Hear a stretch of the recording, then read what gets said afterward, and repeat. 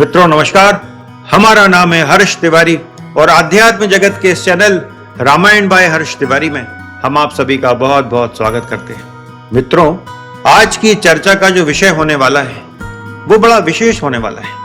आज हम इस वीडियो के माध्यम से आप सभी को ये बताने वाले हैं कि कैसे हमारे जीवन में श्री नीब करोरी बाबा जी का आगमन हुआ, कैसे हमको बाबा श्री नीब करोरी जी की कृपा से राम नाम का प्रसाद मिला। तो आज इसी विषय में चर्चा होगी कि मित्रों, हमारे जीवन में भक्ति की जो शुरुआत हुई थी बचपन में, शायद हम पहली दूसरी कक्षा में होंगे, तभी से राम नाम हमको प्राप्त हो गया था, क्योंकि हम एक तीर्थ के निवासी हैं। नर्मदापुरम जो है वो मां नर्मदा का तट है और वहां बड़े बड़े संत महात्मा ज्ञानी जन वहां प्रवचन के लिए आते रहते हैं, और क्योंकि वो तीर्थ है तो वहां ये साधु संग मिलना कोई बड़ी बात नहीं है। वहीं हमारे सेठानी घाट पर नर्मदापुरम में 9 दिन का रामचरितमानस का पाठ होता था।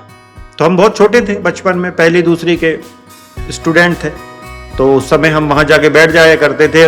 रामचरितमानस पढ़ते भी नहीं आती थी, लेकिन वहां बैठते थे। प्रसाद का लालच होता था और कोई दूसरा लालच हो आध्यात्मिक तो उसको तो जानते नहीं थे उस समय।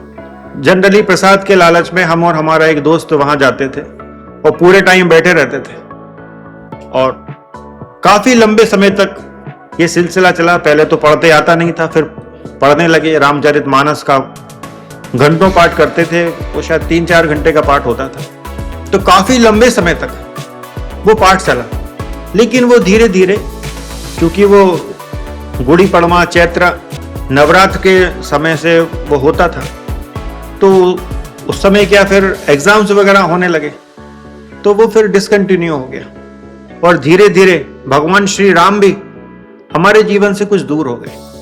तो फिर कुछ समय बाद तो हम गिरिराज जी से जुड़ गए, वृंदावन से जुड़ गए, मथुरा से जुड़ गए। तो बार बार फिर वो गिरिराज जी की परिक्रमा के लिए गोवर्धन पर्वत जाना, दिन दिन भर उस पर्वत की गिरिराज जी महाराज की परिक्रमा करना, रात रात भर करना, यही सिलसिला चल रहा था। भक्ति तो जीवन में थी, लेकिन राम भक्ति नहीं थी।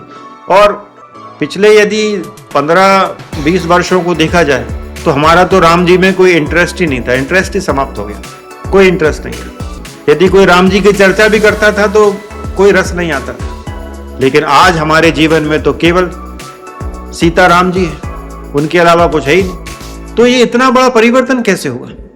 हम लोग जो संबोधन करते थे लोगों से, राधे राधे कर कर ही संबोधन करते थे, क्योंकि वृंदावन से जुड़े थे, गिरिराज जी की परिक्रमा से जुड़े थे।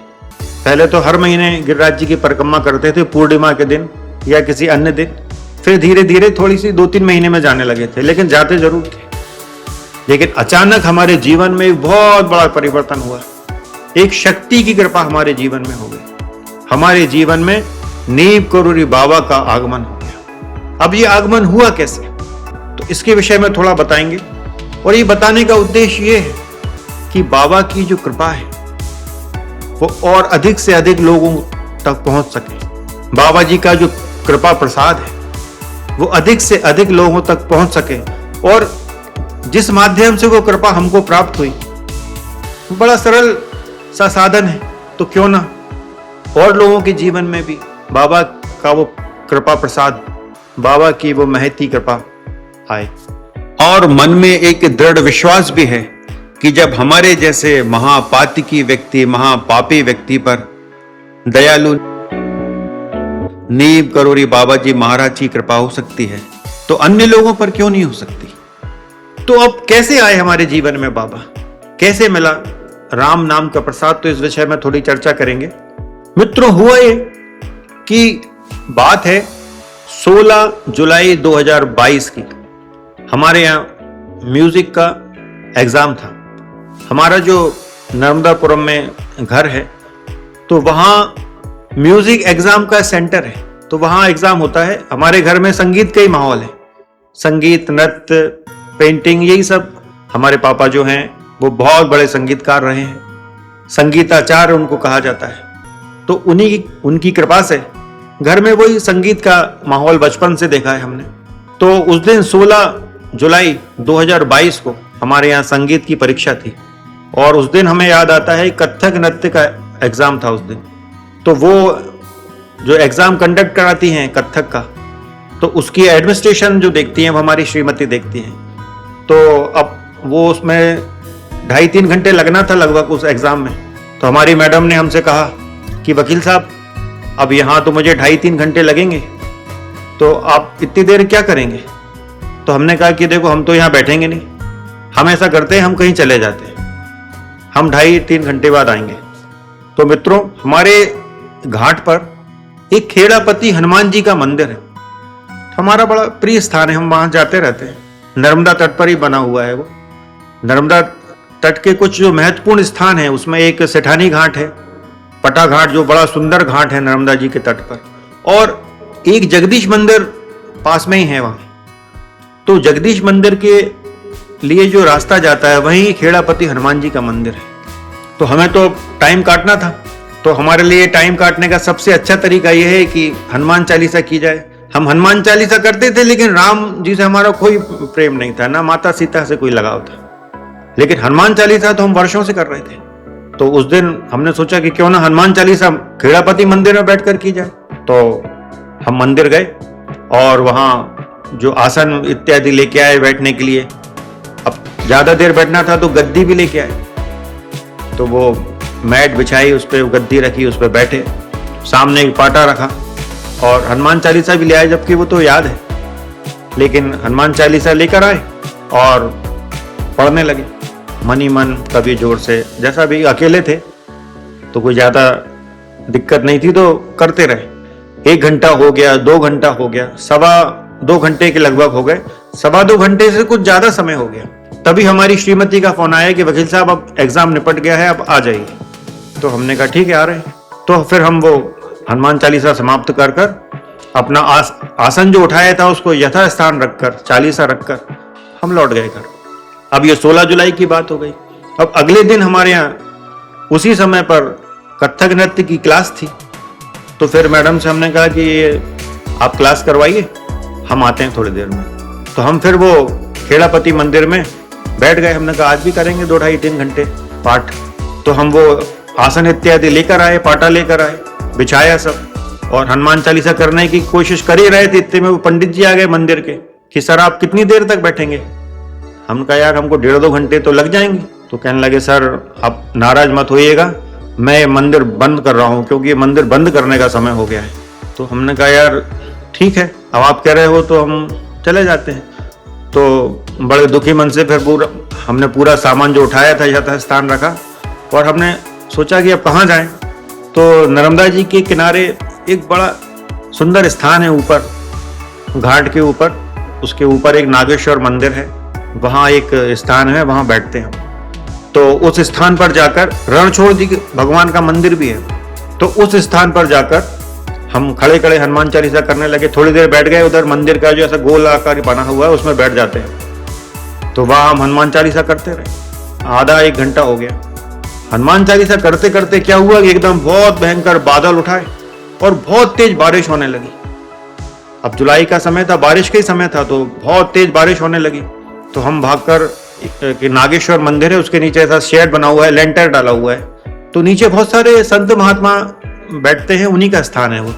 तो अब चूंकि पानी गिर रहा था तो हम भी वहां जाके बैठ गए, लेकिन हमारी हनुमान चालीसा चलती रही। बहुत तेज बारिश हो रही थी और हनुमान चालीसा का पाठ चल रहा था, मजा आ रहा था करने में, आनंद आ रहा था बिल्कुल। तो वो नर्मदा जी का दर्शन करते करते हनुमान चालीसा चल रही थी। तभी हमारी नजर पड़ी कि इतने सारे बाबाओं में 2 बाबा बड़े विशेष हैं। एक दुबला पतला बाबा है जिसका मुंह हमारी तरफ है, वो लाल कलर के कपड़े पहने हुए हैं, लाल रंग के, दुबले पतले हैं। और एक जो बाबा है बहुत मोटा है, वो बाबा जी बहुत मोटे ताजे हैं, बहुत मतलब विशाल शरीर है उनका, और कुछ पीले कलर के वस्त्र पहने हैं, लेकिन उनका मुंह उस तरफ है, उनका चेहरा नहीं देखा, उनका मुंह पतले वाले बाबा की तरफ है, और वो जो दुबले पतले बाबा जी हैं वो हमारी तरफ देख रहे हैं। तो हमने ध्यान नहीं दिया ज्यादा, क्योंकि अब इतने सारे बाबा बैठे थे तो ज्यादा ध्यान नहीं दिया, बस नजर गई उन पर। और फिर हनुमान चालीसा कर रहे थे तो उसी पर ध्यान था, हनुमान चालीसा करते रहे। काफ़ी देर हमारा पाठ चलता रहा, फिर पानी बंद हो गया। फिर मैडम का फ़ोन आया कि वकील साहब अब आप आ जाइए, क्लास ओवर हो गई है हमारी। फिर वो पाठ को समाप्त कर कर हम घर चले गए। अब जब हम अपने घर गए तो हमने देखा कि हम जब कंप्यूटर ऑन किया हमारा, तो उसमें बाबा नीम करोड़ी के वीडियोस आने लगे। पहले हमने 2-3 बार उनको हटा दिया, लेकिन वो पूरे YouTube वीडियोस में केवल बाबा नीम करोड़ी के वीडियोस आ रहे थे।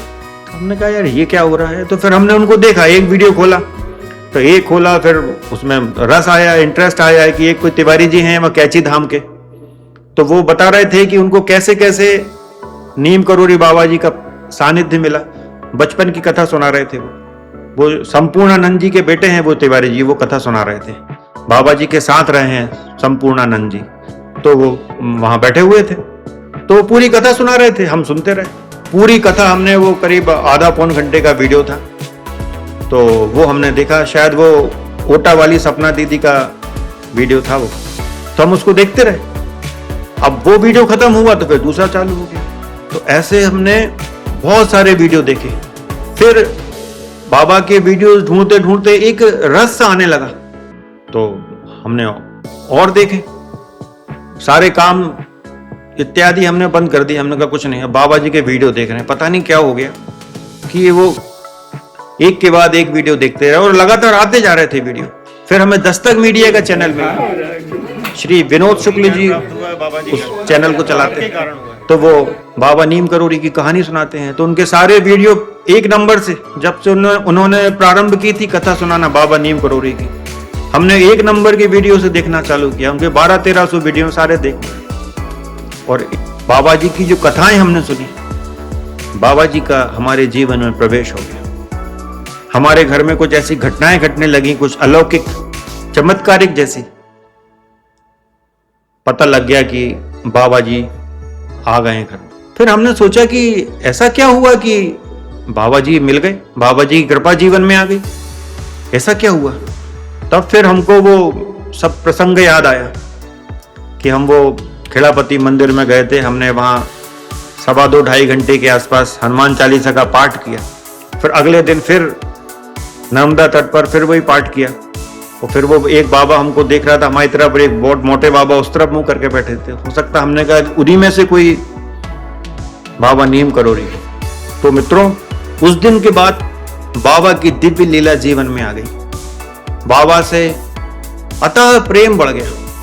जिनको हम बाबा को जानते भी नहीं थे, बाबा नीम करोड़ी, अनायास उनकी कृपा हमको प्राप्त हो गई। और उनकी कृपा कैसे, किस माध्यम से प्राप्त हुई? उनकी कृपा हमें प्राप्त हुई श्री हनुमान चालीसा के माध्यम से। ऐसा कहा जाता है और ऐसा भक्तों का अनुभव है कि श्री नीम करोड़ी बाबा और कोई नहीं, साक्षात हनुमान जी। और हमको भी हनुमान चालीसा से ही मिले वो। फिर हम कैची का रिजर्वेशन कराया सितंबर महीने का, लेकिन उस समय बहुत बारिश हो रही थी नैनीताल में, तो फिर उसको कैंसिल कराकर हम वृंदावन गए। वृंदावन में बाबा जी ने शरीर छोड़ा है, वहां बड़ा सुंदर आश्रम है बाबा जी का। फिर हम वहां गए, हमने पूरा यूट्यूब पे पूरा खंगाल दिया था, पूरा जानकारी ले ली थी बाबा जी की पूरी कथाएं तो हमें पता थी कि कहाँ जन्म हुआ, कैसे उन्होंने साधना की, कैसे हनुमान जी उनके शरीर में प्रवेश कर गए। ये सब इतनी सारी कथाओं के माध्यम से ये ज्ञात हो गया था। तो हनुमान चालीसा के माध्यम से, जो एक छोटा सा ग्रंथ है, अधिकांश लोग करते हैं हनुमान चालीसा, लेकिन उस हनुमान चालीसा के पाठ से बाबा जी की कृपा प्राप्त हुई। बाबा जी जीवन में आ गए। फिर प्रतिदिन बाबा जी को हम लोगों ने दीपक लगाना प्रारंभ किया। उनकी फोटो हम वृंदावन से लेकर आए थे। पहले तो क्योंकि हम वकील हैं, हमारे घर में कंप्यूटर प्रिंटर तो होता ही है, तो हमने प्रिंटर से एक ब्लैक एंड व्हाइट फोटो निकाल ली थी। फिर एक नेट से कलर्ड फोटो निकलवा के लेके आए, और फिर वृंदावन से फोटो लेके आए। फिर वृंदावन वाली फोटो के सामने हम लोग दीपक जलाते थे प्रतिदिन। वो शायद अखंड दीपक था। फिर बाद में वो थोड़ा परिवर्तन किया विधियों में, लेकिन इस प्रकार श्री नीम करोड़ी बाबा जी की कृपा हमको प्राप्त हुई। अब बाबा नीम करोड़ी आए तो हनुमान जी की भक्ति और बढ़ गई। सुंदरकांड का पाठ भी हमने प्रारंभ कर दिया। और अभी तक हम राधे राधे लिखते थे, राधे कृष्ण लिखते थे। एक डायरियों में न जाने कितनी कापियां भर दी थी हमने, राधा राधा और श्री कृष्ण लिखकर, राधे कृष्ण लिखकर। वो राधा राधा कब राम राम में बदल गया, कब राधे कृष्ण सीता राम में बदल गया, पता ही नहीं लगा। बाबा नीम करोरी महाराज ने राम भक्ति का प्रसाद हमको दिया। उसी समय एक घटना घटी। अब आप लोग देख रहे होंगे कि हम बहुत ज्यादा रामायण पर वीडियोस बना रहे हैं। तो पहले तो हमें कोई इंटरेस्ट नहीं था, रामायण की कोई बात ही नहीं थी। हम YouTube पर कुछ वीडियोस बनाते थे, क्योंकि हम पेंटिंग करते हैं तो हम गीता के श्लोकों पर और कुंडलिनी जागरण पर वीडियोस बनाते थे। लेकिन फिर हमने रामायण पे वीडियो बनाना शुरू किया तो ऐसे नहीं किया। तो कारण क्या हुआ कि एक घटना घटी थी अपने देश में। विकास दिव्य कीर्ति जो हैं दृष्टि IAS के संचालक, उन्होंने रामायण पर, सीता जी पर और राम जी पर कुछ कमेंट्स किए थे, जिसका बहुत बहुत बड़े स्तर पर विरोध हुआ। लेकिन वो विद्वान व्यक्ति हैं, जब लोगों ने विरोध किया तो उन्होंने रामायण के उदाहरण रख दिए कि देखो मैंने जो बोला ये रामायण में लिखा है, ये महाभारत में लिखा है। अब हमने तो रामायण पढ़ी नहीं थी, वो वाल्मीकि रामायण का उदाहरण दे रहे थे। अब वाल्मीकि रामायण तो हमने पढ़ी नहीं थी। वाल्मीकि रामायण का सुंदरकांड जरूर था हमारे पास, क्योंकि अब हनुमान जी से प्रेम था तो हमको लगता था कि सुंदरकांड जो है रामचरितमानस का कुछ अधूरा सा है। इसमें हनुमान जी का पूरा, उनके बल का, पौरुष का, उनके चातुर्य का पूरी डिटेल नहीं है। तो डिटेल जानने के लिए हमने फिर वाल्मीकि रामायण का सुंदरकांड अलग से मिलता, वो खरीद कर लाए थे। लेकिन हमने वाल्मीकि रामायण नहीं पढ़ी थी। जब विकास दिव्य कीर्ति जी ने वो उदाहरण दिए तो हमको लगा कि यार बड़ी शर्मिंदगी महसूस हुई कि एक सनातनी होने के बाद भी रामायण का ज्ञान नहीं, रामायण नहीं पढ़ी। फिर हमने उसी दिन वाल्मीकि रामायण बाजार से खरीद कर लाए। अब चूंकि हम तो तीर्थ में रहते हैं तो हमें बड़ी आसानी से मिल गई। वो 2 भागों में आती है, तो उसका अध्ययन शुरू किया। पहली बार में तो उसमें कुछ समझ में नहीं आया, लेकिन बाद में जब उसको दूसरी बार पढ़ा तो लगा कि इसमें तो बहुत मिलावट है। पहली बार में कुछ तकलीफ हुई थी कुछ प्रसंगों में, लेकिन जब उन प्रसंगों को बारीकी से पढ़ा, अनेक बार पढ़ा, तब लगा कि अरे ये तो बहुत बड़ा खिलवाड़ हो गया सनातन धर्म के साथ। तो फिर हमने दूसरे संस्करण बुलाए और भी अन्य जो रामायण है उनका अध्ययन किया, कंब रामायण का अध्ययन किया, आध्यात्म रामायण का अध्ययन किया। तो ये सब जो रामायण का अध्ययन हुआ, तो ये सब कैसे हुआ? ये सब श्री नीम करोरी बाबा जी की कृपा से हुआ। अब तो हम अनेक बार कैची धाम हो आए। बाबा की कृपा, उन्हीं की कृपा से प्राप्त हो रही है। हमारे परिवार पर उनकी दया है। तो हमने सोचा कि जैसे हम कई बार परेशान होते हैं, तो ऐसी कोई शक्ति का सहारा यदि मिल जाता है तो जीवन थोड़ा सरल हो जाता है। तो क्यों ना जिस माध्यम से हमको बाबा श्री नीम करोरी जी की कृपा प्राप्त हुई तो और लोगों को भी बताया जाए। तो इसलिए हमने आज इस पर वीडियो बना दिया। तो मित्रों, बाबा नीम करोरी जी महाराज की जो कृपा है बड़ी सरलता से श्री हनुमान चालीसा के पाठ से या सुंदरकांड के पाठ से प्राप्त हो सकती है। बाबा नीम करोरी के माध्यम से भगवान श्री राम और माता जानकी की कृपा प्राप्त हो सकती है। बाबा जी आपकी उंगली भगवान श्री राम के हाथ में पकड़ा देंगे, माता जानकी के चरणों में आपको बिठा देंगे, आपको पता ही नहीं लगेगा। वो जो हमारे अनुभव है उसके आधार पर हम कह सकते हैं कि बाबा जी बहुत बड़ी शक्ति है, साक्षात हनुमान जी हैं, श्री नीम करोरी बाबा। तो मित्रों, अब इस चर्चा को समाप्त करने का समय आ गया है, क्योंकि अब इस विषय पर जितना बोलेंगे उतना कम है कि बाबा की कृपाएं ऐसी हैं। बाबा किसी के जीवन में प्रकट होते हैं, किसी के जीवन में यदि बाबा आ जाते हैं वो जीवन को बदल देते हैं। और वो भगवान बनकर नहीं आते, वो हमारे परिवार का एक अंग बनकर आते हैं। हमारे घर में भी बाबा जी आ गए। तो मित्रों, बस इस वार्ता को यहीं समाप्त करते हैं। फिर किसी अन्य वीडियो पर किसी अन्य विषय में चर्चा होगी। तब तक के लिए अनुमति दें।